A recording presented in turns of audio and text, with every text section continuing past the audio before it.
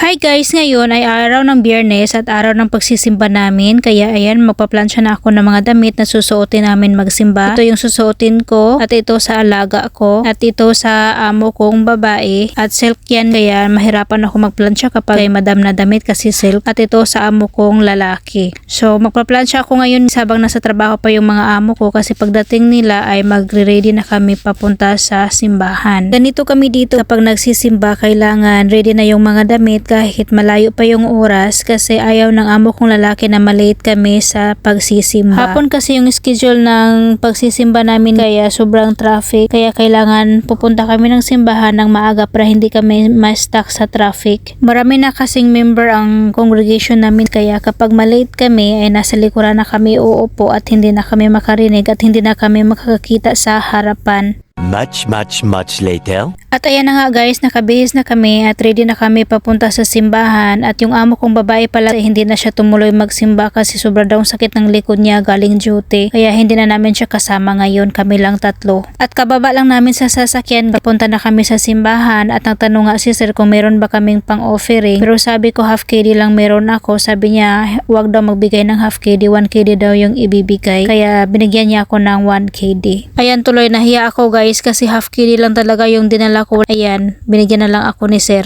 At sobra kaming nagmamadali kasi 3 minutes lang magi-start na yung simba namin kaya ayan, wala nang pakialam yung alaga ko sa akin.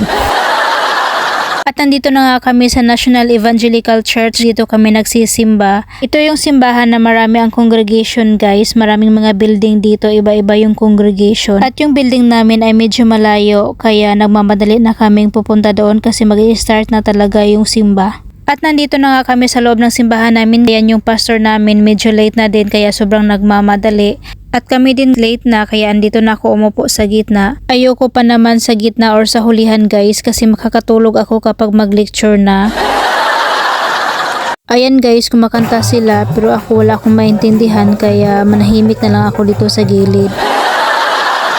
Ito yung pinakagusto ko sa kanila kapag magsimba guys, nakatakip yung ulo, disente sila tingnan, at saka kapag nagdarasal sila, nakapikit yung mata, tago sa puso talaga yung dinadasal nila. At ito ang aming pastora, siya yung nag-leading ngayon at yung pastor na palaging pumupunta sa aming bahay ay siya yung magbigay ng mensahe. At may lumapit sa harapan, isa pala siyang nurse na bagong dating galing sa Pakistan at nagbigay siya ng testimony kasi pagdating nila dito ay nag-medical sila at yun may nakitang mali sa kanyang medical at pabalik-balik daw siya nag-medical tapos ang last ay pabalikin na daw siya sa Pakistan pero binigyan pa siya ng huling chance ng medical at yun naging negative na. Kaya sobrang tuwa niya at nagbigay siya ng testimony. Lahat pala ng mga babae na nakaupo dito guys ay mga bagong dating na nurse galing Pakistan. Bago magsimula sa mga trabaho ay kailangan negative sa mga test. Kaya ganun na lang siya kasaya na nag-negative yung medical niya kasi sobrang laki na daw yung ginastos tapos hindi makapagtrabaho.